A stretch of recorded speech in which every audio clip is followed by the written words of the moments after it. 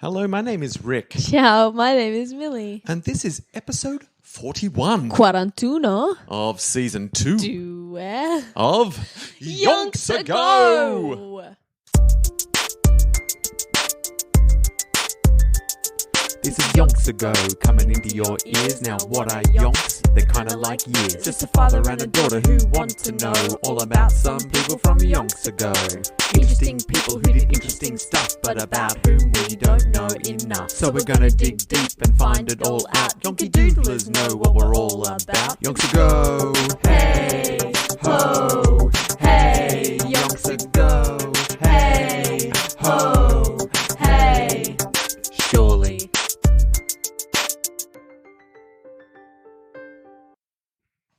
All right, it's happening. We're back. Yes. Wait. Oh my God. Oh, quite regularly. What? On a Wednesday. No. Wait. We release it on a Wednesday. We record it on a It's Tuesday. Yeah. We're regular as clockwork. Yeah. Episode 41. Do you vibe with that? I vibe with that. 41 is, for some reason, a special number to Millie. That is my number. It's your number when you play Derby. I claimed it. Whenever you see a 41, you have a little bit of a shout out, a bit of Yeah. a... Well, you got got it. It's like a coincidence. So if anyone was wondering what number resonates most strongly, would you say most strongly? Yep. I would agree with that. Yeah. With Millie, it's 41. But also other numbers, 14, 23 and 25. Indeed. There you go. So you've got... They're your top 3 numbers? There are 4 of them because I 41 and then the other 3, which altogether is 4. Which one doesn't make the top 3? Which one of those numbers? Probably 23. Sucked in 23. 23 is my birthday day. Oh, yeah, that makes sense. Yeah. What's 14? I mean 14. Yep. Opposite of 41. Yep. 25 Yeah. is... Yeah, so in Lord of the Rings, right? Yes, I'm listening. Like, what Gandalf says that it's like the 24th of October, Yeah. and then the next day is the first time we see Legolas. Therefore, it is the 25th. Therefore, 25. Also Christmas. Also Christmas. Oh, that's double true. whammies. Also, just 25 is a good number. Yeah. Yeah. It's a satisfying Yeah, number. because do that twice and you get 50. Yep. And 50 is a good number. Yeah. 25 feels like an even number, even though it's odd. Yeah. You know, it's got an I feel like evenness to it. fives have a sort of even vibe. Yeah, about 5s them. are sneaky evens. Yeah, because it's like 5 because of your hand. Yeah. Mate, we're covering some deep maths right now. Yeah. It's not actual maths. I definitely don't. But just like our podcast, it's not actual facts. But Yeah. We're talking about the vibe of maths. Yeah. You know, this is the general vibe, which I think should be a class in and of itself. Oh, yeah. You can learn actual maths or you can learn the vibe of maths. what do you want to know? Why is this which numbers resonate with you? Yeah, You don't need a reason. Like your synesthesia, like everyone's got a little bit. Like Just just a hint of, you know? Hintasthesia. Yeah. Yeah. That's what the class is called. We will be opening online classes via Zoom real soon. Yeah. Soon on Zoom. Yeah. But you have to subscribe to our Patreon, which doesn't exist. No. Yet? But it's not an actual Patreon. It's just kind of vibe. Yeah, of just Patreon. the vibe of it. If you just open a random window in your house and throw some money out of it, that's our Patreon. Yeah. Check the vibes. Because maybe the universe will organise for that money to come to us. Yeah, maybe. Maybe it'll just be like, what? How? What? When? So before you throw the money out, 'cause it should be a note. It's all the money that you just find lying around. And you're just like, that's $2. That's my Patreon. That's our Patreon, for sure. So thank you to everyone who's donated so far. I found $2 the other day, so whoever that was. Yes. Shout out. We appreciate it. Keep it up. But do sign one of the notes that you throw out your window and we'll keep checking to see if we get a signed note from one of our Patreon subscribers. Yep. I like this system. Yeah. I like it a lot. Yeah. But don't litter. Oh, yeah. Yeah. Isn't it an exception? I feel like throwing money is not littering. Yeah, but then you said throw the paper. So I was like, throw the paper. But I mean, it's signed, so it's and cool. you know that in your heart, Australian money's not paper. No, you said throw the note.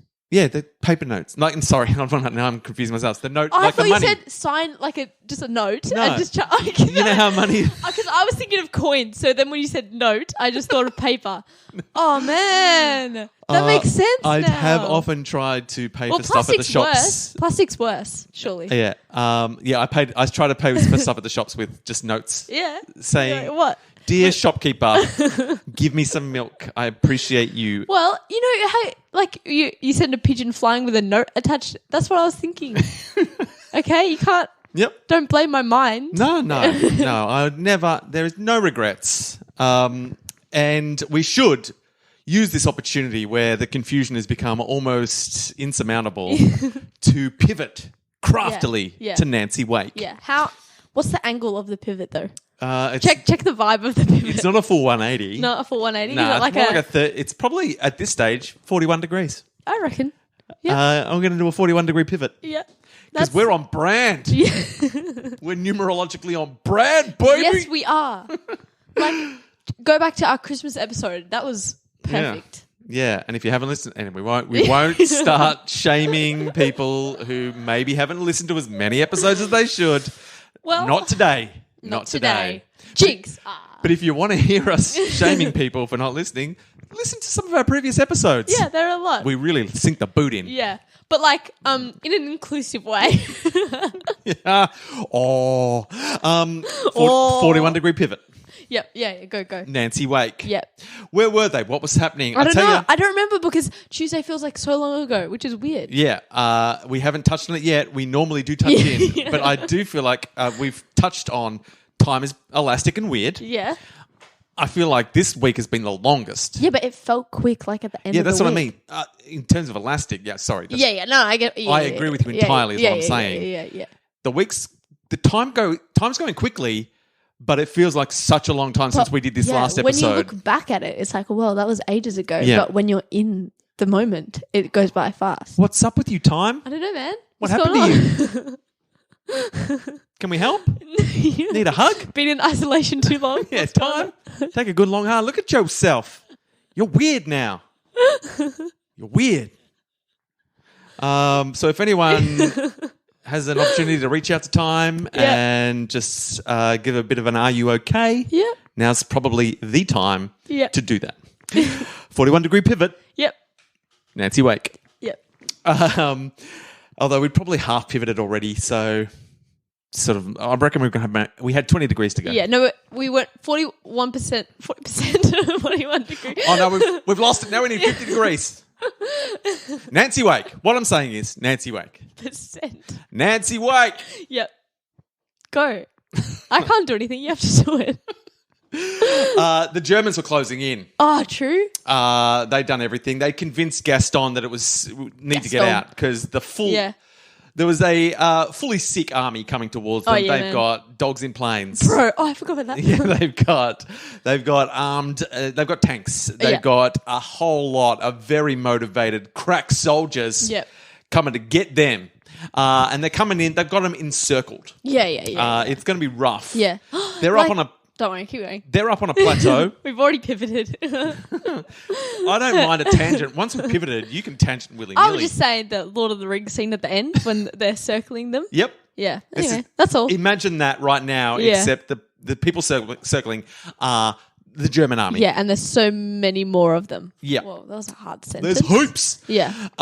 And so the word has come through. It's time to get out if we can. Yeah. Though the chances of doing that are getting very slim. They've broken into small groups. Yeah. And so they're trying to figure out how to escape the tightening circle of the Germans.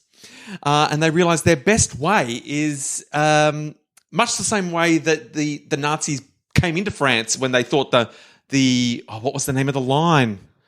I don't know.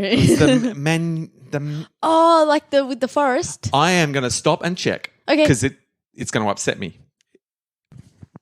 I've fact-checked. It's the Maginot Line. Yes, it is. I was close with Magnon. I mean, I had lots of the right letters. Yeah. And I gave it, a bit of a French flavour. Yeah.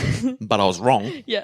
It's the Maginot Line. So much like they thought the Maginot Line was impenetrable because they figured that the forest and the big rivers would do most of the work for them. Who's going to go through the forest? The Nazis, that's who. They loved it. They went right through. Yeah. And now the Germans haven't had them encircled, but there are gaps in the circle in a similar way. There's raging rivers. Yeah. There's very thick forest. And the Germans control all the bridges that they could possibly use to get out. So they're like, oh, do you want to go on a bridge? You can't. Forget about it.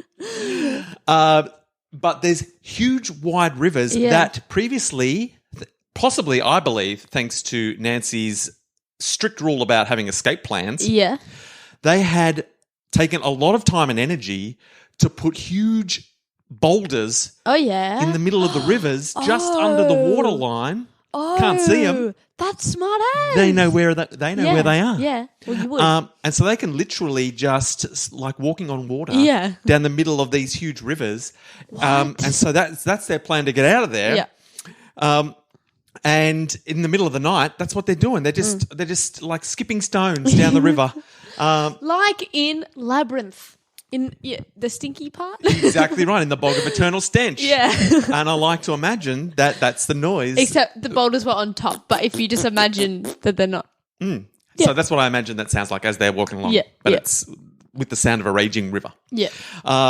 Beautiful and a bit immature of me to make fart noises on the podcast. Well. It was relevant. Yeah. It was hugely relevant. Yeah. Can't talk about the bog of eternal stench without at least one immature fart noise. Yeah. No regrets. No. Though I may wake up in the middle of the night in sweat, with regret sweat, going, That's what Dismiss is for. you promised yourself you wouldn't do fart noises on the podcast. That was your one rule. When did we make rules? It was my internal rule. No. Like if you're... Because if you brought it up, then you would have done it. Yeah, that's right. But anyway, so that's it. And so they've succeeded in the middle of the night down the river on their well-placed boulders, and they're free. And so they've broken into small groups, and they are heading to rendezvous at Saint Santine. I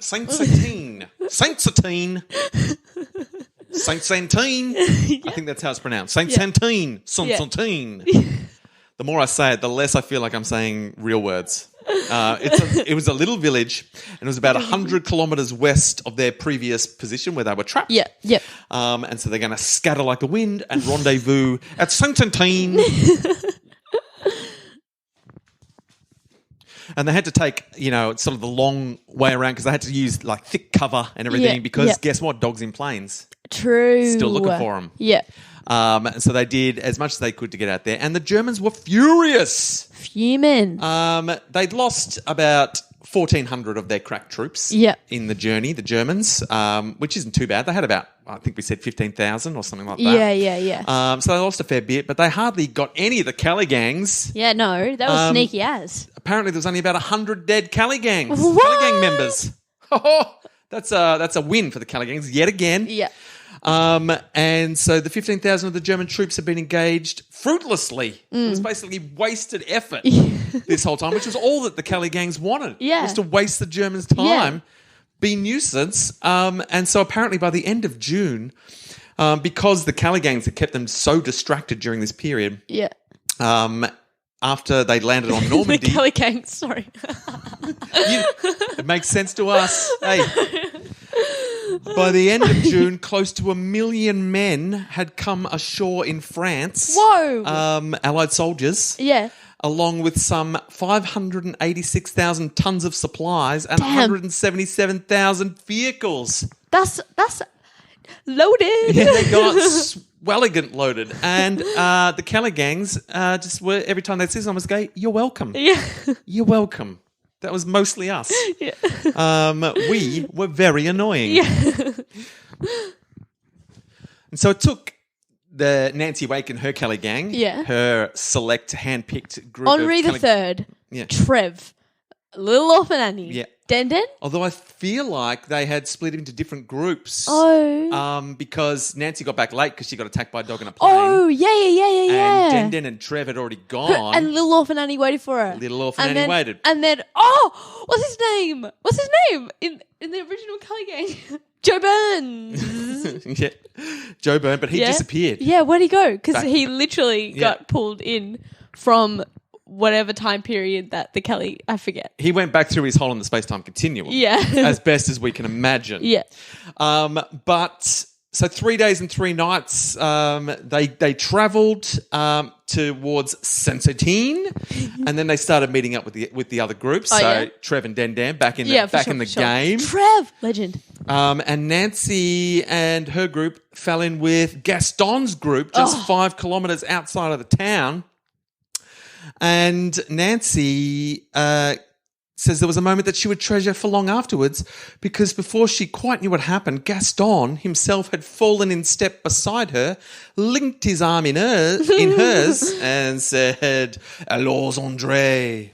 That's her code name, as we remember. Yeah. And then he started discussing the tumultuous events of the previous few days with her, and she says it was just a wonderful moment of recognition on his part. There you go. The first time that he treated her like an equal. There you go. And also acknowledging that that they had been right to insist on his departure. Yeah.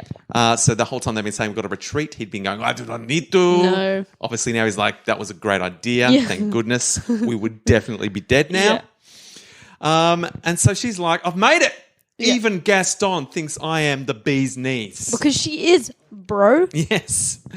And so there they were, walking along on a beautiful day. Dappled summer sunlight filtering through the thick green foliage. She's taking a moment to appreciate, even in the thick of it all. She's like, how good's this? Nancy Wake wins again. Nature. Yeah. Nature. You know those days? Oh, yeah. Well, I don't really go outside that much, but sure. Yeah. I can imagine. But do you know what? Maybe when you're out and about, I don't know. I know when I'm in the bush. Yeah. Where nature, when you become, you know, when you, that like the click. Yeah. What is it? The flick and the switch? Yeah, the flick and man, my brain just commit. Yeah. Whatever you want to say, when you're commit out to it. in nature and then you flick and you're in nature mode. Yeah. And then you're just one with nature. Yeah. Yeah. This is what happens. Yeah. Even in wartime, you can flick the switch, the nature switch. Yep. And so Nancy's doing that. She's like, man, we've been through a lot. How good's this day? Yeah. Here I am. Gaston thinks I'm cool. The sun's shining. The birds are no doubt chirping. You can smell Trev's cooking. Yeah. He's already fired up the mobile crepe station as they're walking. Surely it's like strapped to him like a backwards backpack. 100%. And he's like cooking. 100%. That's how he rolls. Look, she's loving life. And apparently this was the beginning of a much closer relationship between Gaston and Nancy Wake. They quickly set themselves up in an isolated house on the outskirts of Saint-Certain. I mean, it doesn't say, it doesn't go into details, but she is on a break. No, I don't reckon Gaston. Nah, can't forgive that easily. No one woos like Gaston. But also, Gaston. All I'm saying is no one knows what happened in that isolated house. No one was in the room where it happened. No, exactly. But they set up camp there. They were like the heads of the operation now. Yeah. People are coming in. They're organising all the logistics of what's going to happen in Saint-Certain. Den shows up, and he'd suffered quite a serious leg wound in the battle. No. And so she promptly gave him her treasured bottle of eau de cologne because that's alcohol-based, in the hope that he would use it as a makeshift antiseptic for the wound. But you know what? It's okay because remember we discussed that Den is the doctor. Yeah, And so he'll just like regenerate his leg. He will 100% regenerate. And so the next morning, Den looked much brighter. Yeah. And Nancy asked if the eau de cologne had helped the wound, and he said, it definitely did. I drank the whole bottle. Because it's alcohol based and Dan loves a drink. Yeah. Classic Dan Yeah. / doctor. Yeah. And so he's joking around, but the seriousness of the matter soon became apparent, not his leg. Yeah. But in the scuffle, is that a word? I think so. In the scuffle with the advancing German horde, Den had felt like it was only moments before they were about to meet their maker.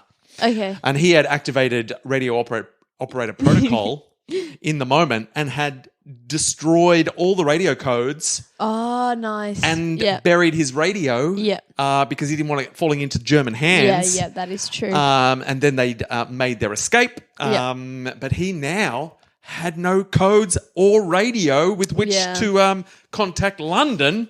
They were cut off. It is sad. And so they were basically next to useless now. Yeah. And they're like, well, the war's not over. We can't rest yet. That was one battle. The war has just begun for us. Yeah. But without a radio, we are stuffed. Yeah, that is sad. It's 100% sad. And so the main priority now is they've got to get another radio. Yeah. Quick, smart. So the following day, Nancy jumps on a rickety old bicycle and she rides over a mountain in an attempt to make contact with the Free French radio operator reported to be just 20 kilometres away. Yeah. So she does a 20-kilometre mountain ride. Yeah. And arrived exhausted outside a designated bistro where she hoped she could meet the contact. But before she goes in, apparently this is what happened. Okay. The bartender rushes out in considerable, like in a what's the word? I know what you're thinking, but you know, in a state. Yes. In a flap. I can't quite find the word I'm looking for. It is F, isn't it? It's like agitated. Yeah. And the bartender says, "You must not come in here, Madame Andre." And she's like, "Why not? Why not? What's going on?" And the bartender says, "There is a communist here who says he will shoot you." I mean, Don't go in, Nancy. but Nancy, mate, She's going to go in. she's in no mood. No. She's just ridden a rickety bike over a mountain. Yeah, that is true. She wants a bloody drink. Yeah. And so she's in no mood to be, bullied out of her fine beverage. Just lie. Easy. And so angrily, she strides into the bistro, like a young bull, in a manner that had become almost characteristic with Nancy Wade. Like she strides in. She's got the Nancy stride, and everyone's like, "Oh, classic Nancy Wade." What an entrance! Imagine she kicked the door open. Yeah. Nancy wakes it through the bistro, flings herself into a chair right next to the communist. Yeah. Slams down her gun on top of the table and she says, "I hear that you're going to shoot me. Well, you'll need to be very quick on the draw." And then she goes, "Barkeep, cognac." Yeah. And then the cognac arrives, and not for a second while she drank her cognac did her eyes leave those of the communists. So they're just eyeballing each other while she's just... she would. While she just sculls her cognac. And then she slams the glass down, gets up, walks out. Yeah, that's smart. That's how you Nancy Wake it. Yeah. Oh, someone's going to shoot me. Let's see him try. Yeah. Not before I get my drink. Snitch. I gots to get my cognac. Because she made a deal with herself. She's like, I'll ride over a mountain, but only if I get a cognac at the end. That's the only reason I'm going to do it. Yeah. I need a radio. That's secondary. Yeah. Cognac, priority. Yeah. And she bloody well nailed it. But sadly, the contact that she'd ridden all the way to meet had fled because there was so much German activity in the general vicinity. Yeah. So they had got right out of town. Yeah. And so she just had to ride all the way back and say, contact's not there. Yeah. What are we going to do?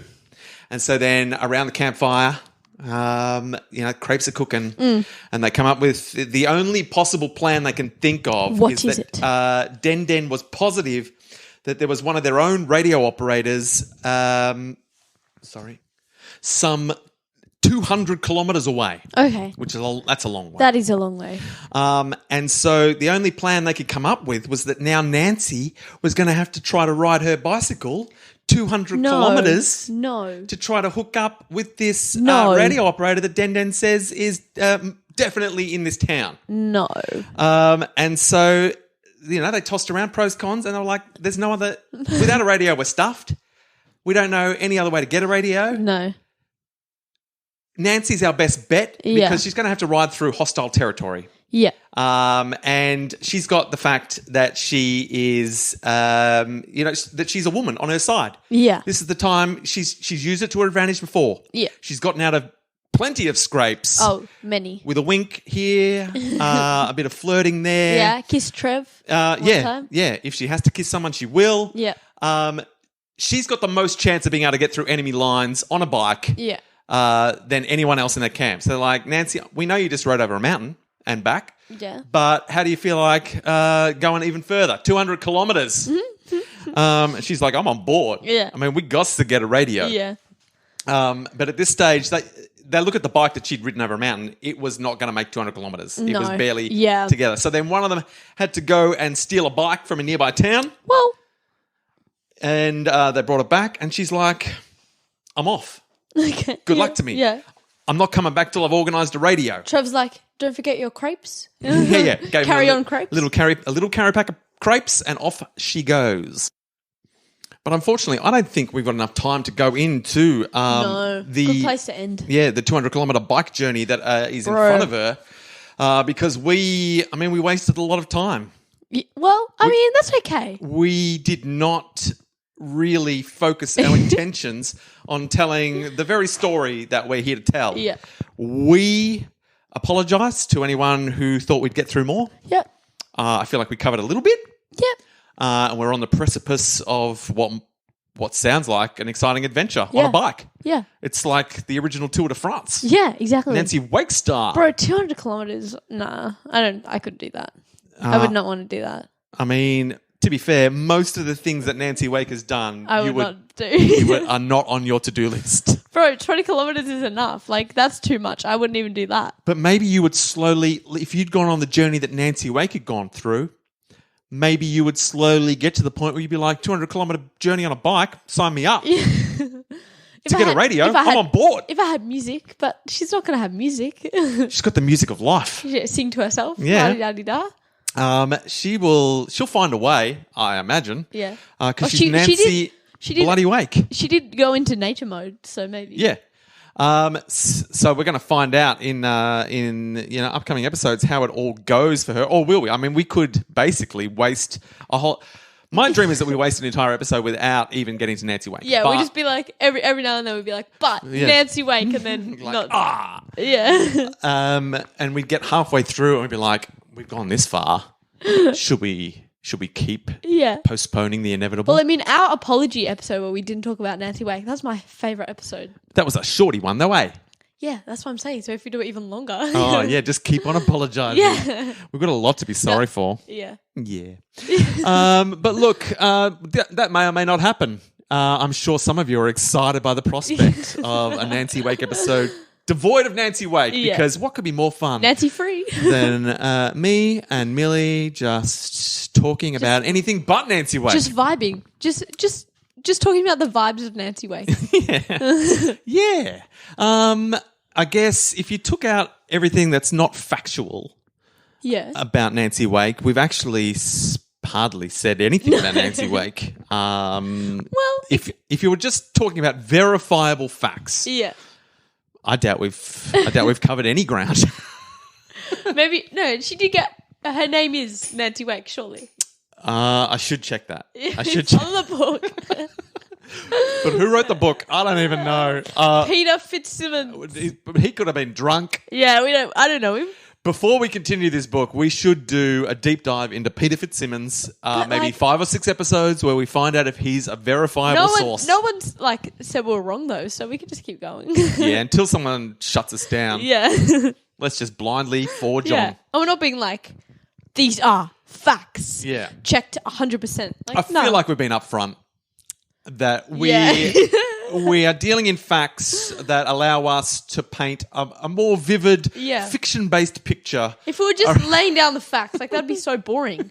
We need some fun. And I feel like it's obvious to all who listen what's fact and what's fiction. Exactly. And you know what? No one will be listening to this if Trev wasn't in it anymore. Everyone would have dipped out, for sure. They'll be like, what? Trevor's the hook that keeps us all on the line. Yeah. So you're welcome for keeping him in. That was my fault. So let's find out what fact and what fiction will occur in this upcoming Tour de Nancy episode. 80% fiction. What's the other? 20% fact. That's some real maths for you there. That is fact maths. Yeah. Beautiful. And let's find out how it all comes together in the next episode of Yonks Ago.